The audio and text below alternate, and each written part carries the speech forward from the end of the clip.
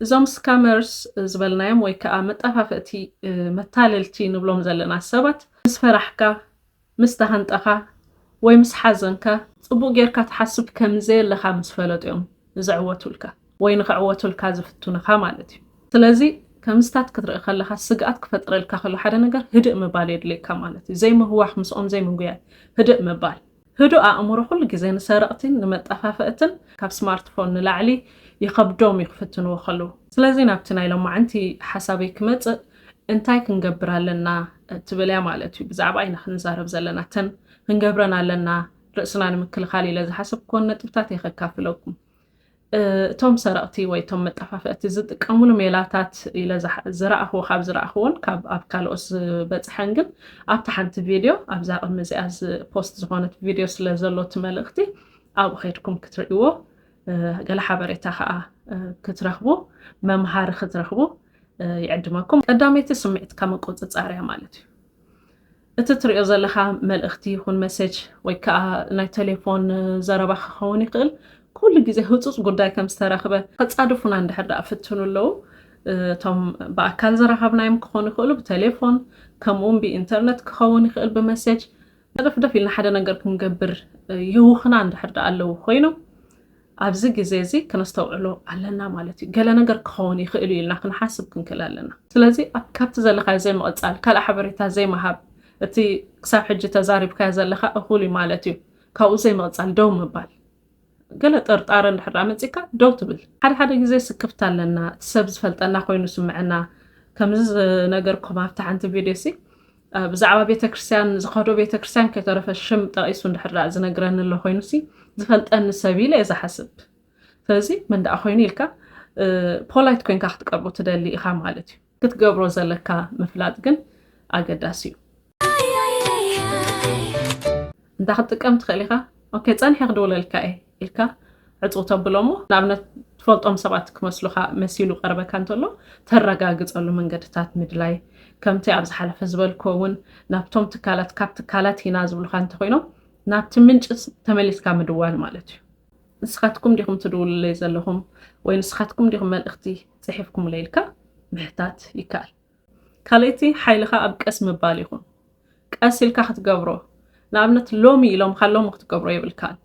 እስኪ ድሓን ፅባሕ ገብሮ እየ ዋላ ትብል ክሳብ ፅባሕ ብዙሕ ነገራት ከተፅንዕ ትኽእል ኢኻ። እቶም ሰረቕትካ ነዚ ኣይፈትዋን እዮም።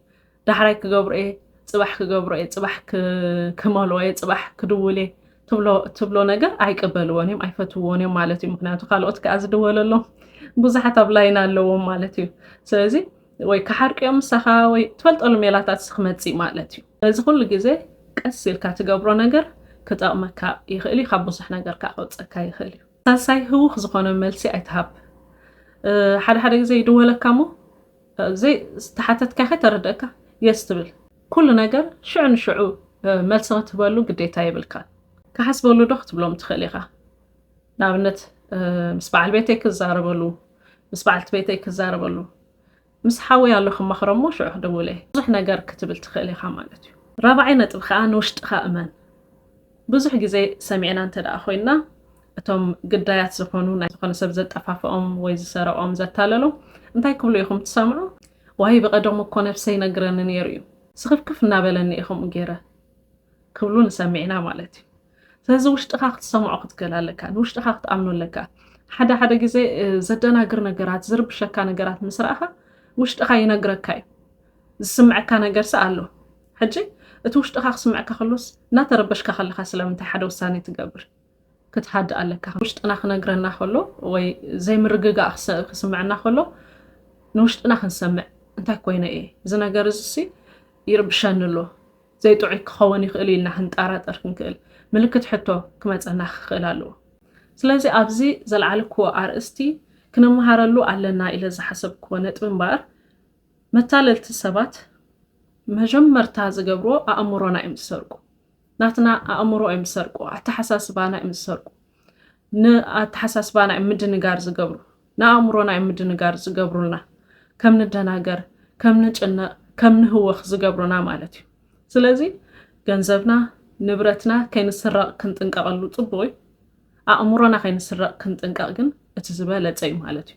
ኣእምሮና ክንስረቕ ይብልና ቀጢፍና ገለ ነገር ምስ ረኣና ዋው እስኪ ክትፀቅጥ ኣለኒ ብዚኣ ወይ ከምዚ ክገብር ኣለኒ ኢልና ክንህወኽ ይብልና በቲ ንሶም ዝቕርቡልና ወይ በቲ ንሶም ዝህቡና በቲ ንሶም ዝሓቱና ክንከይድ የብልና ብናትና ኣእምሮ ብናትና ኣተሓሳስባ ሃዲእና ኩሉ ግዜ ክንውስን ክንክእል ኣለና ካብ ብዙሕ ከዓ ከድሕነና ይኽእል እዩ ብዝብል ሓሳብ እዩ ማለት እዩ ስለምክታልኩም ብጣዕሚ እየ ዘመስግን እዚ መልእኽቲ እዚ ንገለ ሰብ ክጠቅም ይኽእል እዩ ዝብል እምነት ኣለኒ ንስኻትኩም እውን ይጠቅም ኢልኩም ተደኣ ሓሲብኩም ናብ ካልኦት ክበፅሕ ሼር ግበርዎ ከምኡውን ኣብ ኩሉ ቪድዮታተይ ትከታተሉን ስለ ዘለኹም ብጣዕሚ እየ ዘመስግን ሰብስክራይብ ላይክ ብምግባር ከምኡውን ናትኩም ርእቶ ብምፅሓፍ ከዓ ነዚ ቻነል ደገፍኩም ከተርእዩ ይዕድመኩም ኣብ ቀፃሊ ክሳብ ንራኸብ ሰሰና እዩ